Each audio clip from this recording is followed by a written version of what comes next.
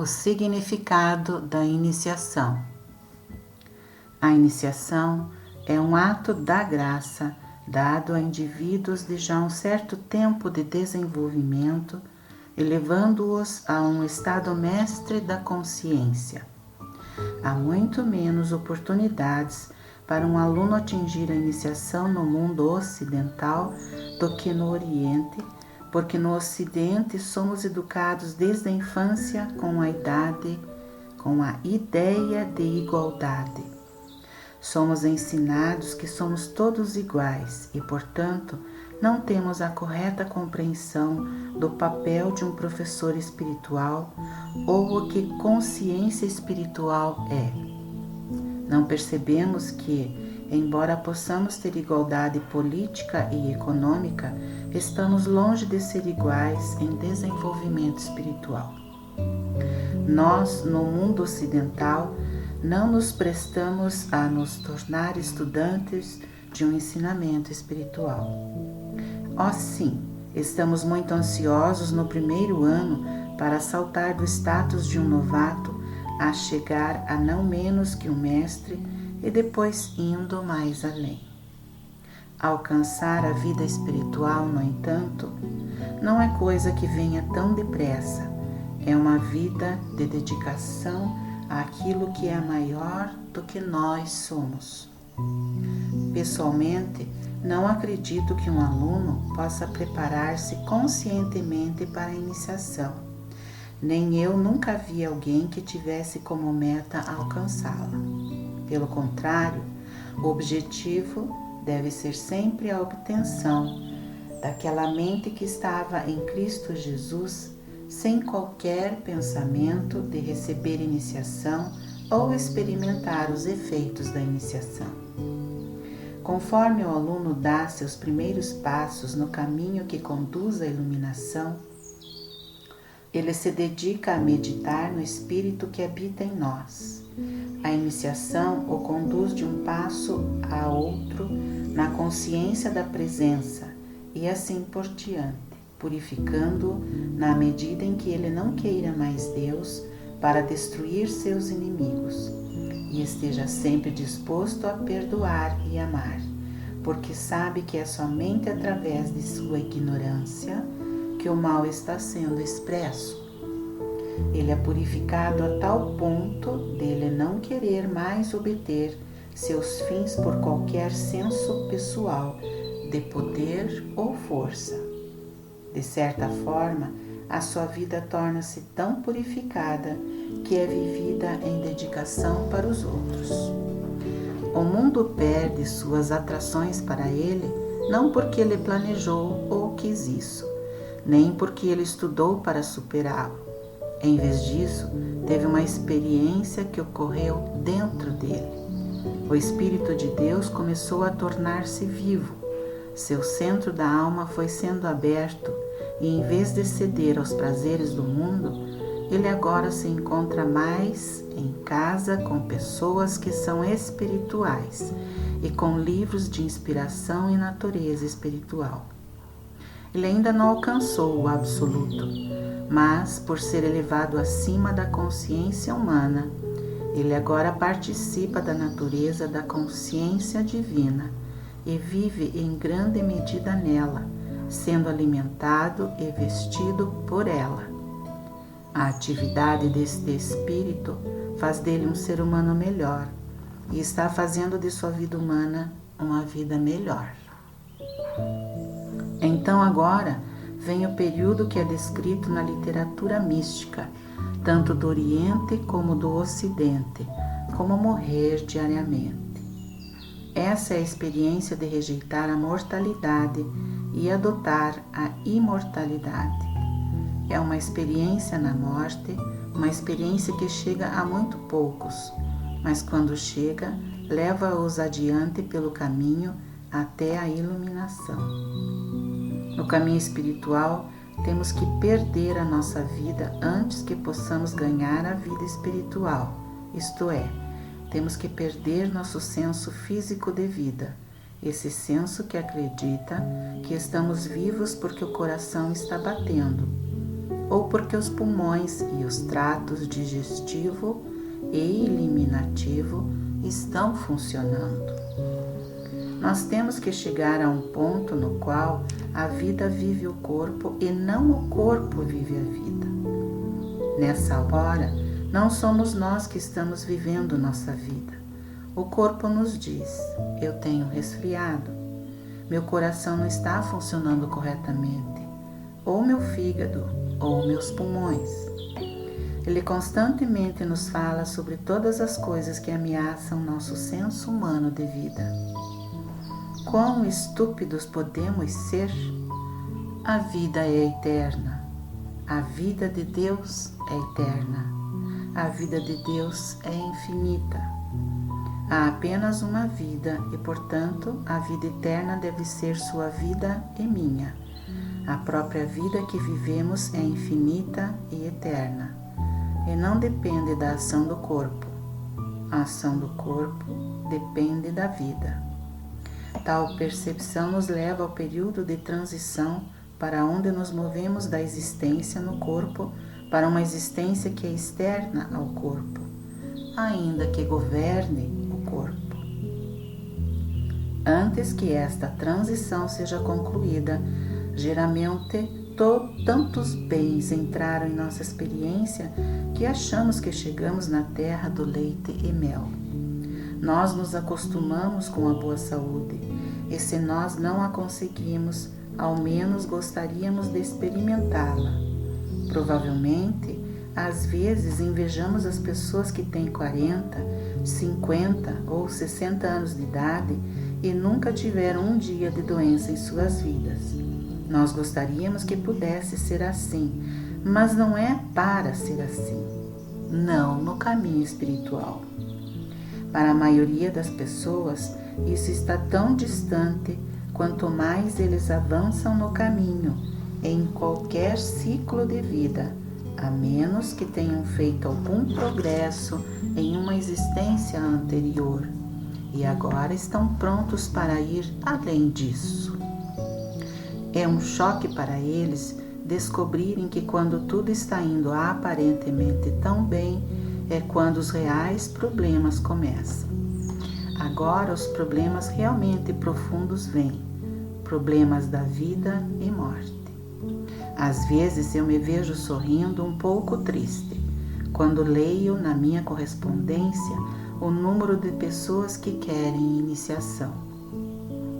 Eu imagino o que aconteceria com elas se acaso se deparassem com a verdadeira iniciação e tivessem que passar por algumas dessas provas de fogo que estão incluídas em todas as iniciações do iluminado espiritual. Quantas esposas de Ló se voltariam para olhar para a boa e velha cidade? Geralmente não é ensinado que, antes de poder haver uma ascensão, deve ocorrer uma crucificação. É reconfortante e agradável aceitar a crença teológica de que Jesus foi crucificado por nós e que, portanto, podemos experimentar a ascensão sem a crucificação. Isso é algo em que nós nunca deveríamos acreditar. Não mesmo, pois para experimentar a ascensão, temos que seguir todos os passos que Jesus nos mostrou, incluindo as tentações e a crucificação. Então Jesus disse aos seus discípulos: se alguém quiser vir após mim, renuncie-se a si mesmo, tome sobre si a sua cruz e siga-me, porque aquele que quiser salvar sua vida, perdê-la-á, e quem perder a sua vida por amor de mim, achá-la-á. Mateus capítulo 16, versículos 24 a 25. Na verdade vos digo que, se o grão de trigo caindo na terra não morrer, fica ele só. Mas se morrer, dá muito fruto. Quem ama sua vida, perdê-la-á. E quem neste mundo odeia sua vida, guardá-la-á para a vida eterna.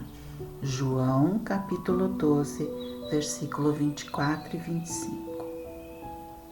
Essas tentações não vêm somente quando somos humildes mortais. As 3 tentações de Jesus no deserto ocorreram depois que ele estava bem estabelecido em sua vida espiritual. Sabendo que ele tinha vislumbrado os segredos da vida e poderia fazer muitas coisas milagrosas, então veio a tentação de usar este poder. Como isso pôde acontecer a Jesus Cristo em seu estágio avançado de desenvolvimento?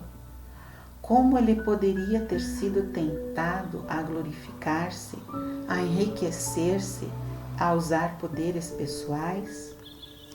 Se estudarmos essa experiência de Jesus, nós iremos entender por que é que apenas quando pensamos que estamos entrando no reino de Deus, começam nossas provações e tentações. A tentação de Getsemane veio a Jesus quando ele era um mestre totalmente ascenso, e do Gólgota quando ele já era um Salvador. Mesmo ele não alcançou a infinitude de seu ser até depois da crucificação e a ressurreição e a ascensão finalmente ergueu-o completamente acima do sentido material, da forma finita. Se Jesus tivesse sucumbido a essas tentações, não haveria ensinamento cristão hoje, porque ele teria falhado nos testes requeridos dele por sua iniciação. Cada iniciado no caminho para o absoluto atinge um nível em ele é tentado a aceitar a fortuna que está esperando por ele, se ele quiser alcançá-la. Até o iniciado é tentado a aceitar a fama do mundo. Estas tentações vêm para todos aqueles que estão no caminho espiritual e geralmente em um momento em que eles alcançaram o nível em que eles são bons seres humanos. Eles estão prestes a perder sua humanidade. Com um pequeno grau de iluminação, não é muito difícil alcançar fama ou ganhar fortuna. Muitas oportunidades são abertas para aqueles que atingiram alguma medida de luz espiritual. E é quando essas tentações se apresentam, na forma de tais oportunidades, para que uma escolha seja feita.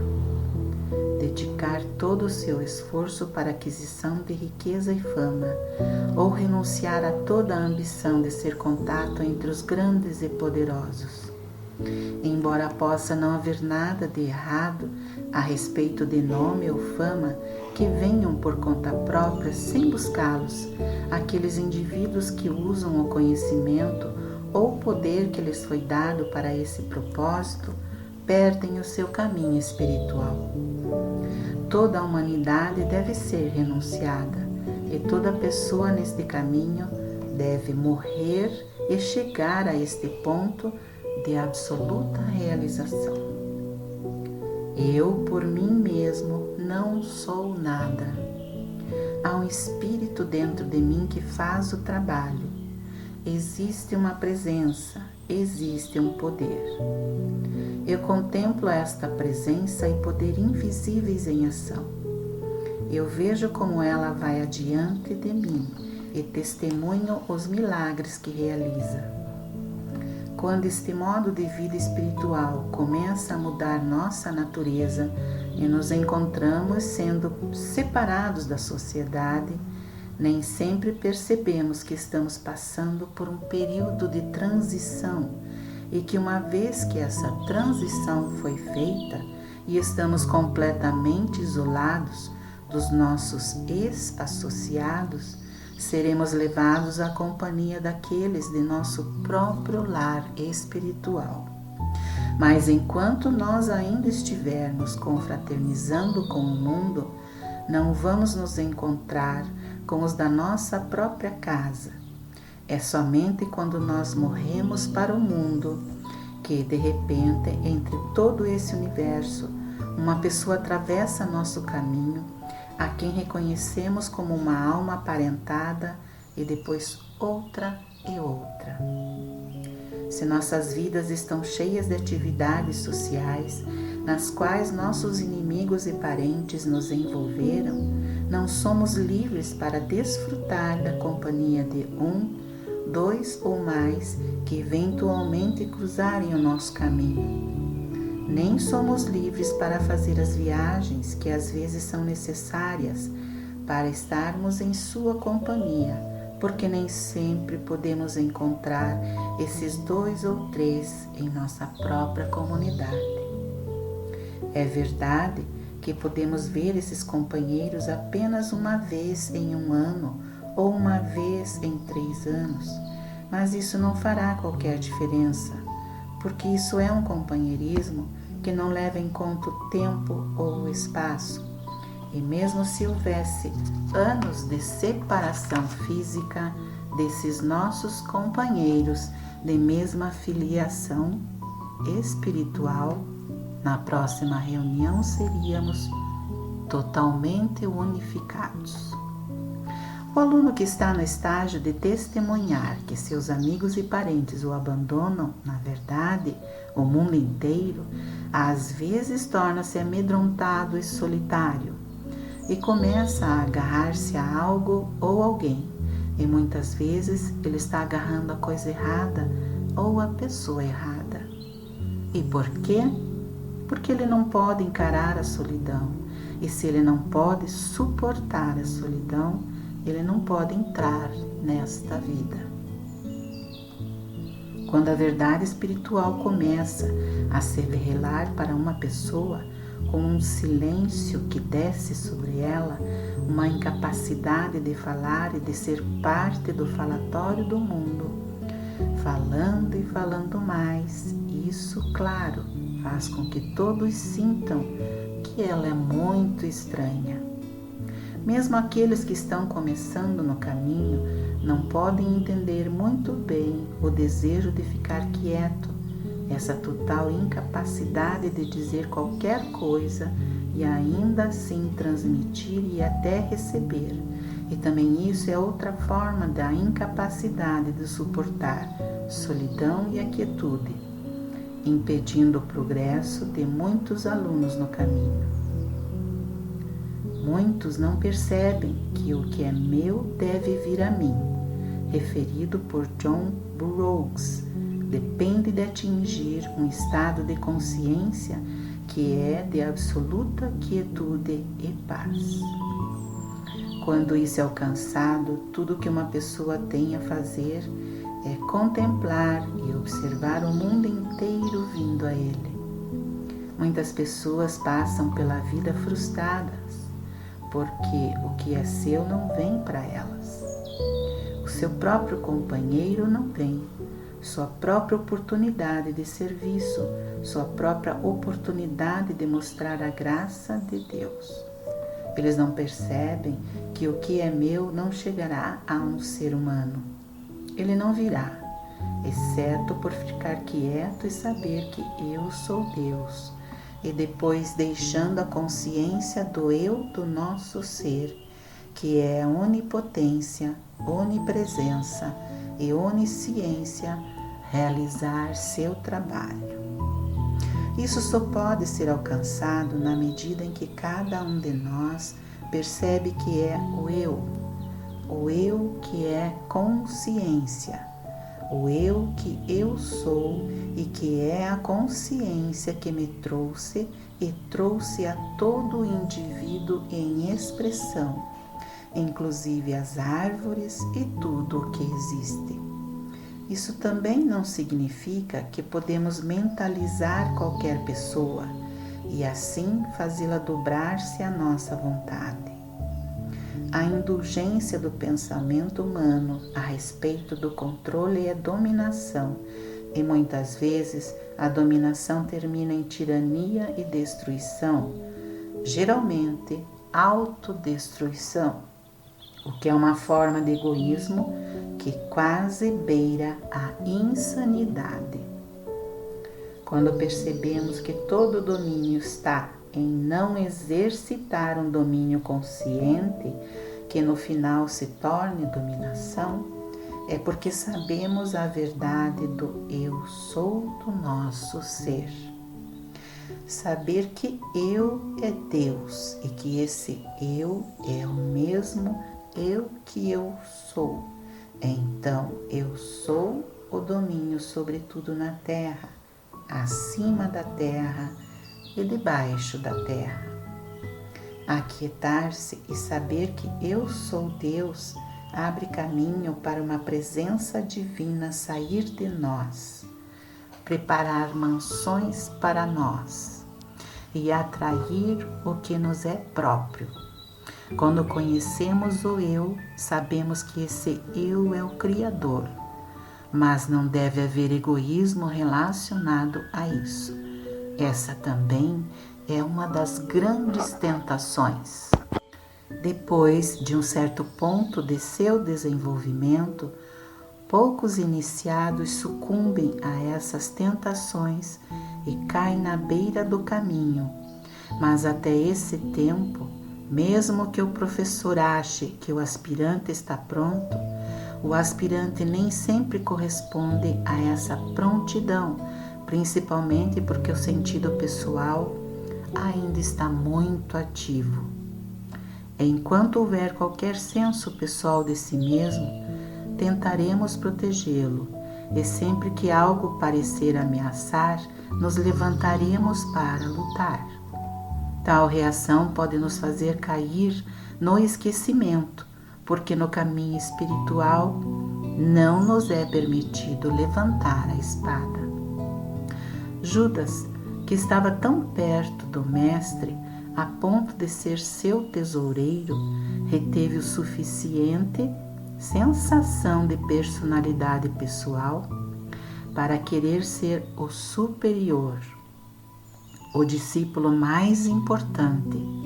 E assim, quando qualquer um dos outros parecia ganhar a tentação do professor, ele se levantava para proteger sua posição.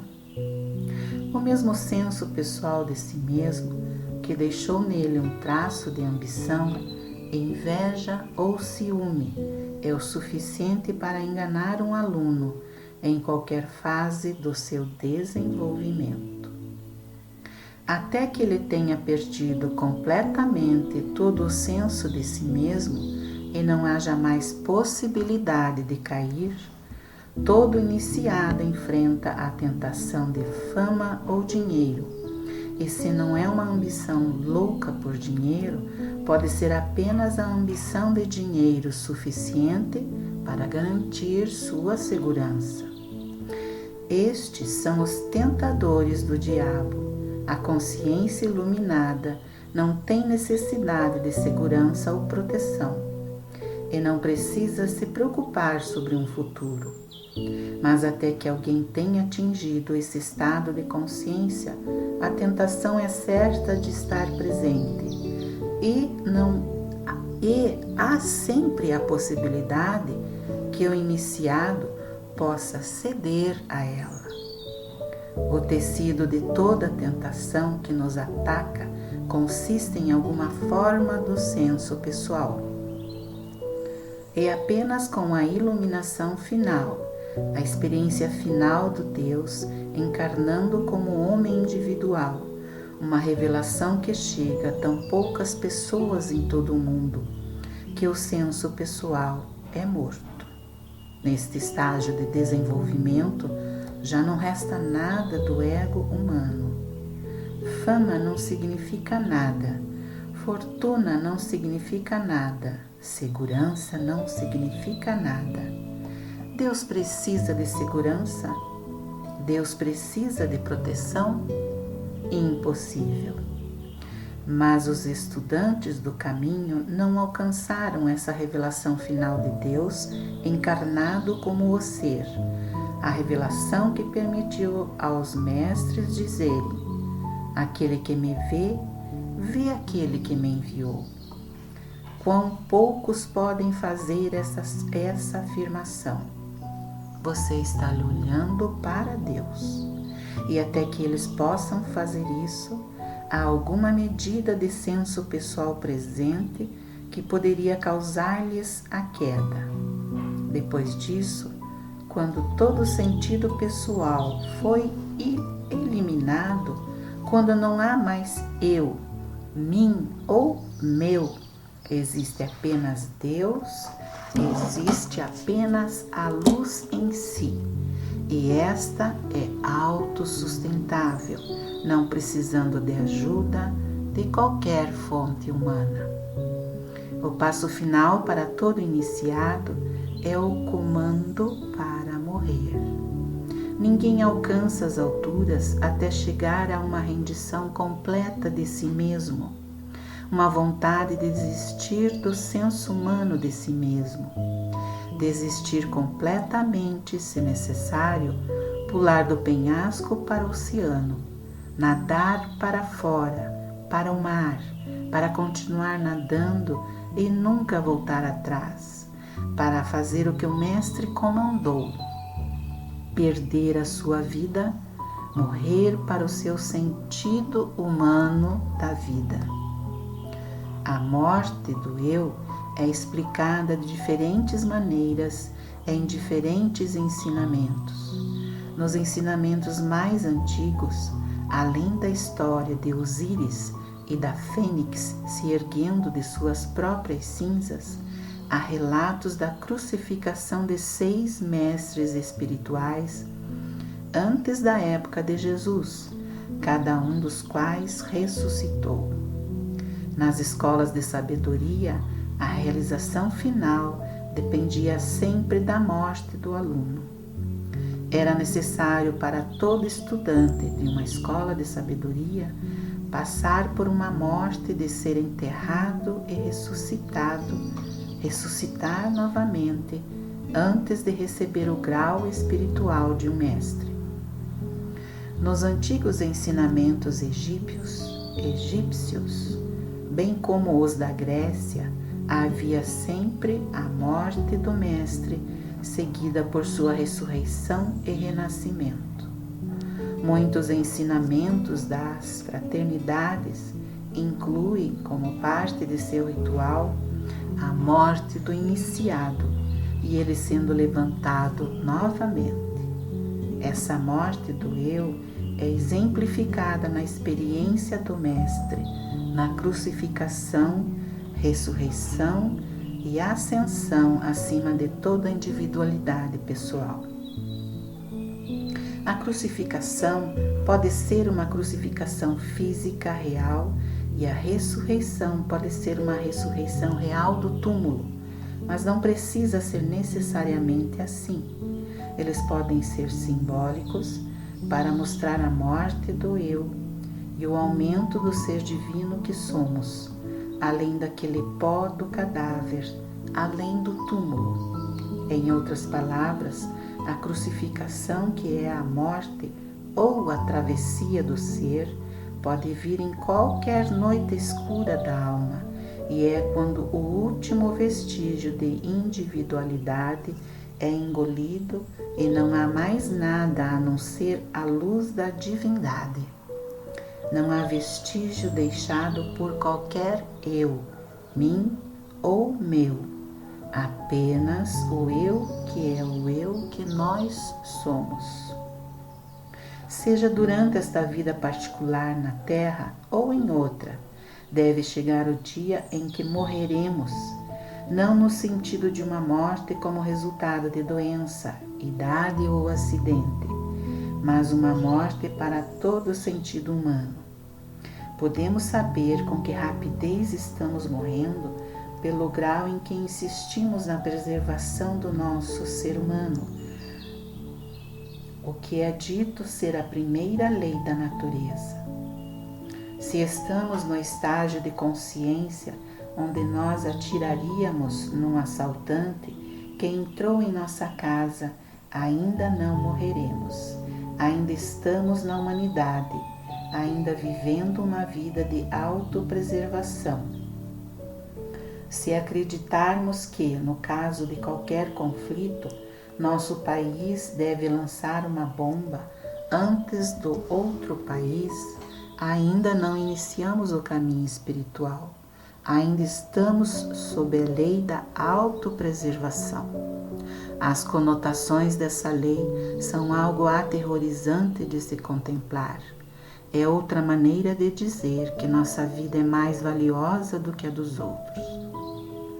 No caminho espiritual, particularmente quando subimos alto o suficiente, acima e além de todo o sentido pessoal do eu, somos capazes de entender quando o Mestre comandou a seu discípulo para guardar sua espada. Era como se ele tivesse dito: eu sei que eles vão me crucificar, mas qual é a diferença se eu morro ou esse soldado morre? Não é a única a vida? É certo matá-lo para me proteger? A vida é a vida, seja a sua vida ou a minha vida. Eu te ensinei que, se entregares tua vida, tu a encontrarás. Eu sei qual é o meu destino. Por isso não tomes a vida de outra pessoa para protegeres a minha vida, porque então tudo que eu te ensinei estará perdido. Apenas no grau de nossa entrega, apenas no grau do que nós desistirmos, nós encontraremos o nosso eu. E se pensarmos em preservar ou salvar a nossa vida tomando-a de outro, nós daremos evidência que não avançamos muito longe espiritualmente. Não é necessário mais que apenas um pouco de luz espiritual para ver que a vida de uma pessoa não pode ser mais importante que a de outra, pois a vida é a vida. A verdade é que minha vida é a sua vida e a sua vida é a minha vida. E quando você morre, eu morro. Quando eu morrer, você morre. Nós nunca estamos no caminho espiritual até que tenhamos subido dos pares de opostos, acima do bem e do mal, acima de eu e meu, de tu e teu, até que tenhamos subido ao nível de consciência onde tudo é um. Quando tudo é um e um só, podemos alimentar as multidões e ainda ter 12 cestos cheios. Podemos curar e perdoar as multidões, mas não enquanto há um senso de um pequeno eu que está buscando por si mesmo. Aquilo que originalmente nos levou a sermos expulsos da nossa morada espiritual para um sentido material do universo foi a dualidade, a crença em uma personalidade separada de Deus, com sua crença e medo de dois poderes. E não é em outra pessoa que essa crença pode ser superada. Ela é superada em nós e por nós. A superação nunca é a superação de algo que está fora. É sempre a superação de uma crença que foi aceita em nossa consciência. A superação está dentro de nossa própria consciência. Quanto mais adiarmos essa superação, mais adiaremos o dia da nossa iniciação final, quando nos tornaremos o mestre de nossa experiência. Ninguém alcança as alturas espirituais, exceto aqueles que estiveram nas profundidades mais baixas. Quando estamos passando pela nossa mais sombria experiência humana, muito poucos de nós realmente acreditam que Deus está conosco. A maioria de nós fica convencida de que Ele nos abandonou. Mas Deus nunca abandonou ninguém, nem mesmo aqueles na profundidade do mais baixo pecado imaginável. Deus é tão onipresente no pecador quanto no maior santo. Quando Moisés liderava os hebreus através dos seus 40 anos de experiência no deserto, duvido que muitos dos hebreus ao redor dele teriam reconhecido que Deus estava presente. Mas Moisés, ele mesmo certamente deve ter sabido, durante todos esses 40 anos, que o lugar em que ele estava, em qualquer momento, era a Terra Santa. Se Deus não estivesse com Moisés, haveria fim para aqueles 40 anos no deserto e o próximo passo para a terra do leite e mel? Elias também deve ter tido um pequeno sentimento, pelo menos por um tempo, que talvez Deus não estivesse presente quando ele estava no deserto e estava sendo tão perseguido. Mas se Deus não estivesse presente, corvos não o teriam alimentado, e nem a pobre viúva o teria feito, e nem teria ele encontrado bolos assados nas pedras, na frente dele. Independentemente dos problemas pelos quais Elias passava, se não houvesse onipresença, talvez nunca ouvisse falar de Elias novamente. Que inspiração é para nós quando, no final de suas provações e tribulações, Deus revela a ele: ainda deixei 7.000 em Israel, todos os joelhos que não se dobraram a Baal, salvei sua completude, sua perfeição, sua harmonia e sua missão na vida. Deus sempre salva para nós também a nossa integridade, perfeição, harmonia e missão na vida. Se Deus não estivesse com Jesus, mesmo na cruz, poderia haver uma ressurreição? Separado e à parte de Deus, o homem tem poder do bem, poder de ressurreição ou ascensão. É importante para aqueles de nós no caminho espiritual reconhecerem que onde quer que haja a restauração dos anos perdidos do gafanhoto, como no caso de Elias, Isaías e Joel, onde quer que haja uma experiência como o ministério de Jesus Cristo, culminando na ressurreição e ascensão, deve haver Emmanuel, Deus conosco, deve haver onipresença, mesmo que haja esses intervalos em que as aparências não testemunhem eternamente a presença. Observando Paulo em sua perseguição aos cristãos e em suas muitas tentativas de erradicá-los completamente, seria difícil acreditar que Deus estava com ele. Se tivéssemos feito parte da ala cristã, teríamos olhado Saulo de Tarso como um demônio, mas ele não era um demônio tão grande que Deus não estivesse com ele. De fato, Deus estava com Paulo, aguardando reconhecimento e percepção, mesmo nos anos de sua ignorância, nos anos de suas perseguições, que os cristãos teriam chamado de obras do demônio.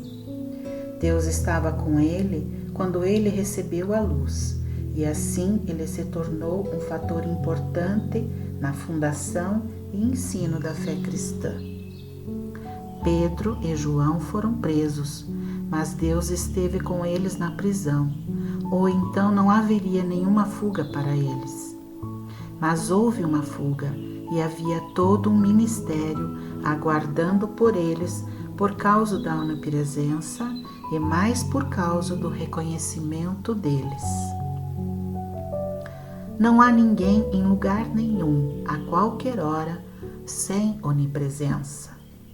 Não há ninguém em lugar algum, a qualquer hora, que não tenha a plenitude da divindade dentro dele, independente do que atravessa, sejam provações ou tribulações, independente de seus anos de ignorância, pecado, medo ou mal do seu fardo.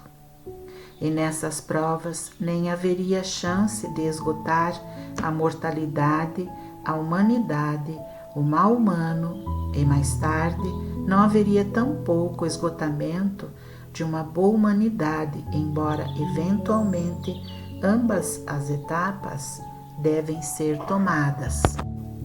No começo de nossa experiência espiritual, estamos apenas saindo do sentido mortal ou errôneo da vida, geralmente para um bom sentido da vida humana, mais saudável, e mais abundante.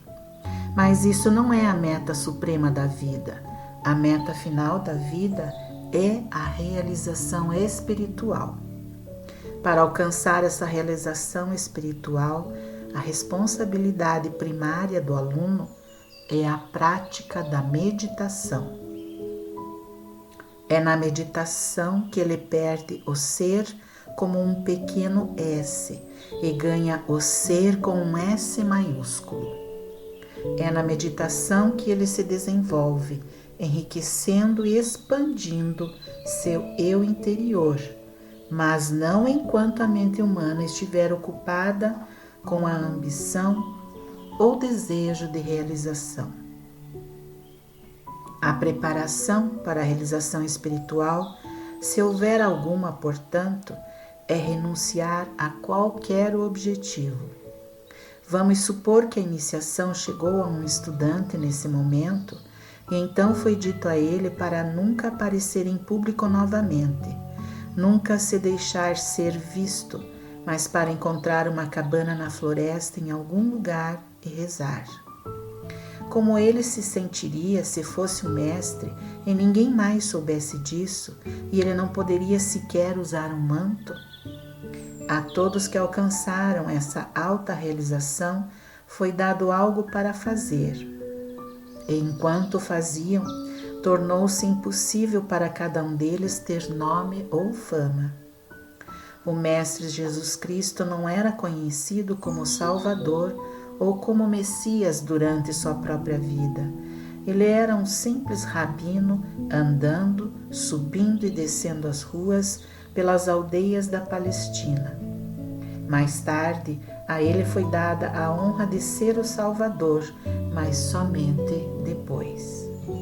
Certamente, então, um requisito primordial na preparação para a iniciação no caminho espiritual é o entendimento de que o aspirante está pronto para ser desconhecido e não ser nada. Se ele é instruído a sentar-se em silêncio o resto de seus dias, ele se sentará em silêncio. Se ele é convidado para sair em algum lugar e orar pelo mundo, ele fará isso, e acima de todas as coisas, ele nunca deixará seus vizinhos ou amigos ou ninguém mais saber que ele é uma pessoa de realização espiritual. E isso é uma negação da realização. O mestre real não se parece em nada com o mestre.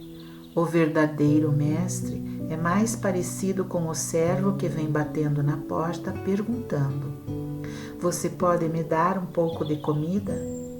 E se tivermos a visão de reconhecê-lo como mestre, haverá uma grande bênção para nós. Quanto mais mestre ele se torna, mais um servo ele realmente é. Nunca houve um verdadeiro mestre que se chamasse mestre.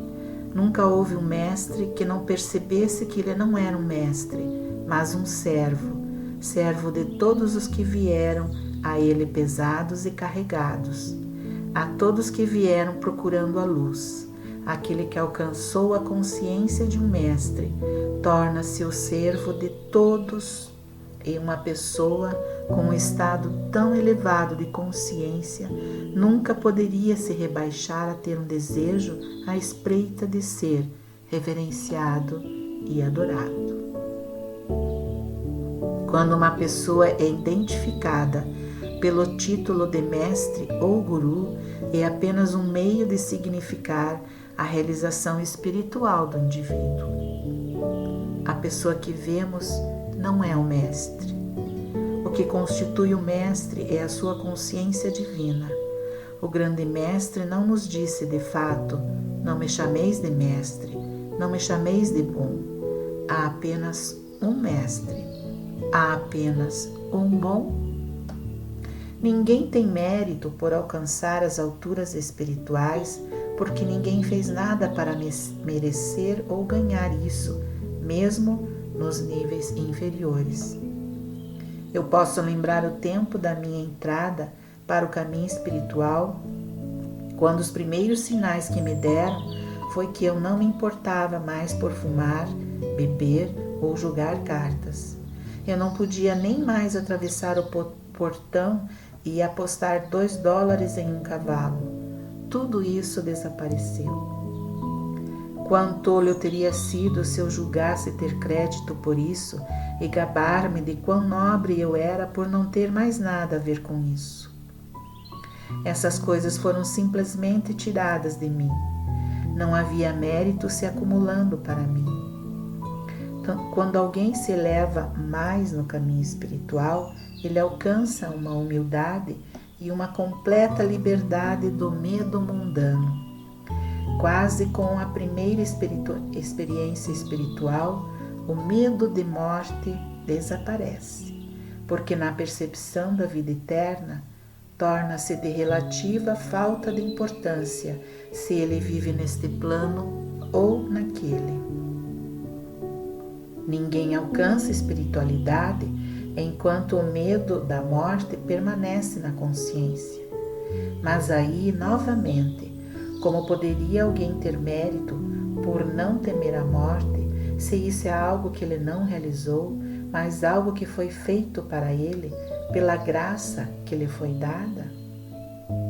Para alcançar as alturas espirituais, todo iniciado deve ir para as profundezas e passar um período conhecido como noite escura da alma, que pode durar meses e meses.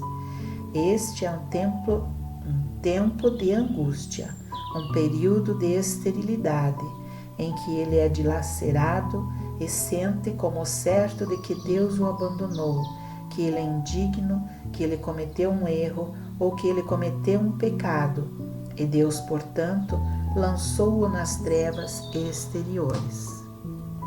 A razão para essa desolação não é que Deus o tenha jogado fora, é apenas que uma maior e mais profunda luz está chegando, e deve haver um processo de esvaziamento antes que uma luz maior possa vir. Existem muitas noites escuras da alma neste caminho, até que chegue a definitiva. A última, claro, é a verdadeira noite da alma, e isso quase lhe custa a vida, antes que se possa passar dessa experiência particular e sair para a plena realização da luz. Essa noite escura da alma culmina com a morte do eu pessoal e a elevação do iniciado no estado mestre de consciência. Nessa experiência, o iniciado pode testemunhar uma tremenda luz, uma nuvem fina ou um pilar de nuvem descendo como se de cima e tomando forma na terra como um indivíduo. Em outras palavras, ele contempla Deus se encarnando como homem, e nesta visão, eu, Deus, é agora eu, homem. O Pai se tornou o Filho e agora eu sou isso, eu sou. Eu sou Ele, eu sou aquele que deveria vir. Com esta revelação, existe para sempre o que depois o mundo chamará de professor, salvador ou guru, mas que é realmente a luz de Deus manifestada como um homem, e o poder mostrado é o poder de Deus, que pode parecer aos outros ser o poder de um homem. É por isso que tão frequentemente um indivíduo foi estabelecido e glorificado como Deus. Não foi visto que ele não era um homem que era Deus, mas que Deus era o homem. Há sim muita diferença. Um homem nunca é Deus, mas Deus se torna o homem. Embora seja verdade que houve apenas alguns poucos completamente Deus encarnado como homem na terra, muitos apareceram como Deus encarnado na terra em uma medida, e alguns até em uma medida muito grande. Caso contrário, os trabalhos que realizaram não poderiam ter sido executados, porque sempre foram obras que um homem jamais poderia ter feito. Nenhum homem poderia ter deixado como a sua contribuição para a literatura espiritual do mundo o Evangelho de João, o Advaita Vedanta ou qualquer um dos grandes ensinamentos originais que se tornaram a herança espiritual do homem. O absoluto não é um ensinamento, mas uma experiência. Quando é dado em palavras em um livro, é uma revelação, mas ainda não é um ensinamento. Ninguém pode ensinar alguém a se tornar o homem encarnado por Deus. Mas depois disso ter sido revelado, pode ser levado à consciência e a medida da prontidão do aluno será a medida de sua experiência. Embora existam alguns poucos na história do mundo que vieram à Terra tão altamente dotados espiritualmente que receberam a transmissão do Espírito diretamente pela graça, sem a intervenção ou ajuda de um professor, a grande maioria daqueles que atingiram a realização do absoluto atingiram-na através de um professor. É bom recordar aqui o que foi dito nos capítulos anteriores. Nem sempre o professor é visível, nem sempre se deixa conhecer, atuando como desconhecido e invisível, atuando não necessariamente a partir deste plano físico. Então, se a pessoa se julga progredir sozinha, isso é, na verdade, pouquíssimo provável. O que pode ser chamada de a primeira revelação do Absoluto é credenciada a Krishna. Embora não haja provas de sua realização, nem haja qualquer manuscrito atribuído a alguém pelo nome de Krishna. Esse nome é repetido muitas vezes na literatura religiosa e está sempre, de alguma forma, associado à revelação de Deus como ser individual, Deus como o único Eu Sou, e aquele Deus, o Eu Sou, que constitui o ser individual. Não temos conhecimento de quantos atingiram essa consciência nos dias anteriores aos registros escritos, mas provavelmente um dos primeiros registros autênticos de tal realização são os de Melquisedeque. Com Melquisedeque não havia ensinamento, ele não ensinou nada a ninguém, e se ele transmitiu a sua experiência do absoluto, não há registro disso. Nossa única informação é que havia uma pessoa Melquisedeque, aquele que até mesmo Abraão, pai da nação hebraica, pagou tributo, isto é, reconheceu como maior que ele próprio, Melquisedeque, que nunca nasceu e nunca morreu. Existe alguém além do próprio Deus que nunca nasceu e nunca morreu? Não, só Deus é eterno. Portanto, a consciência de sua identidade espiritual como Deus, como o Eu Sou, que foi completamente revelada como Melquisedeque. Moisés também, no topo da montanha, no auge da revelação espiritual, recebeu a consciência de que Eu Sou é Deus. Ele nunca ensinou o absoluto, mas, no entanto, ele o alcançou. O ensinamento que ele deu aos seus seguidores era muito relativo. Tentar revelar a eles o que ele tinha atingido era uma impossibilidade, e o máximo que ele poderia fazer era tentar ensiná-los a serem bons seres humanos, e isso por meio dos 10 mandamentos. Isaías e João também, sem dúvida, atingiram o absoluto, mas eles nunca ensinaram isso. Eles simplesmente revelaram em seus escritos que eles tinham alcançado a verdade. De um jeito ou de outro, um professor pode mostrar que ele atingiu o absoluto e pode transmiti-lo em uma medida, mas ele não pode ensiná-lo, porque não é um ensinamento, é uma experiência. Com Shankara, a experiência do absoluto se tornou mais um ensino. Se ele provavelmente não conseguiu o mesmo grau como Moisés e João, e certamente não no grau em que Melquisedeque alcançou, ainda assim ele foi capaz de deixar para trás uma riqueza de escritos que se tornaram a base do Advaita Vedanta, o único ensino absoluto da Índia.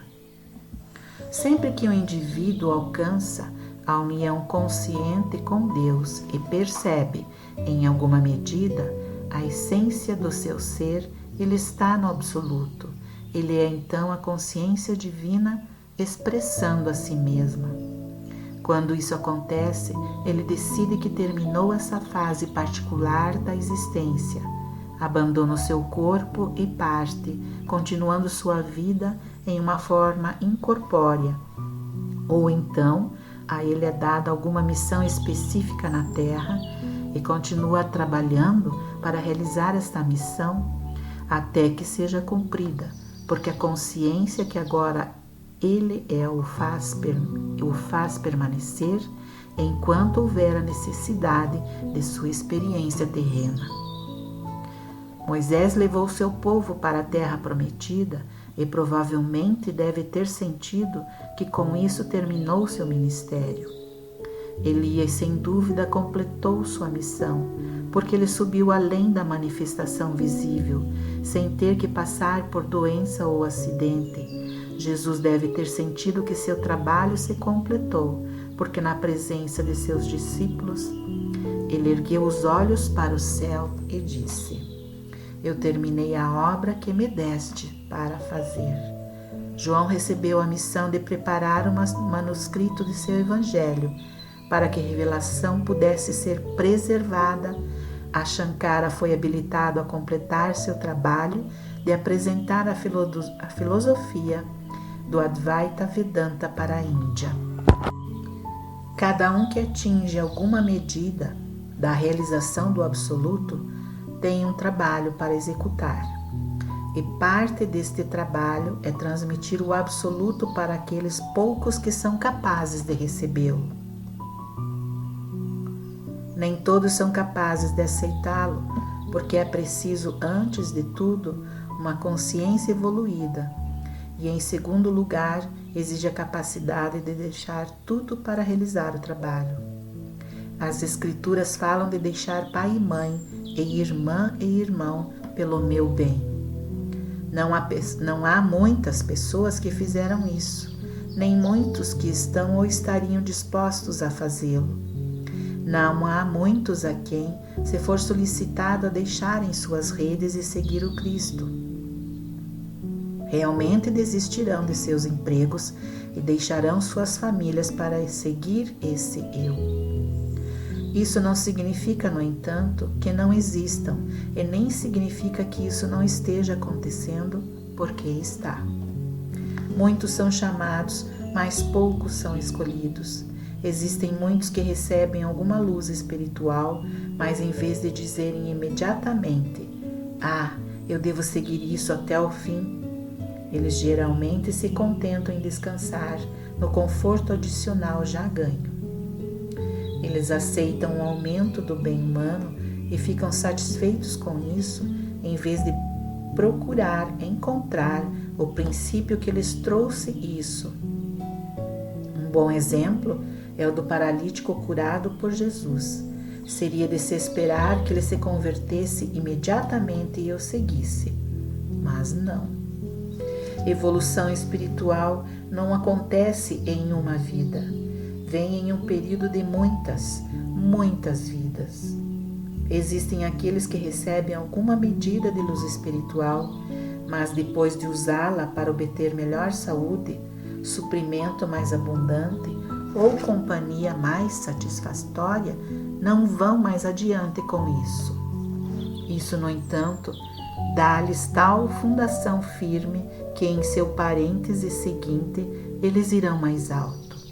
E assim torna-se possível que no seguinte ou no outro eles alcancem uma iniciação mais alta e recebam a iluminação do absoluto.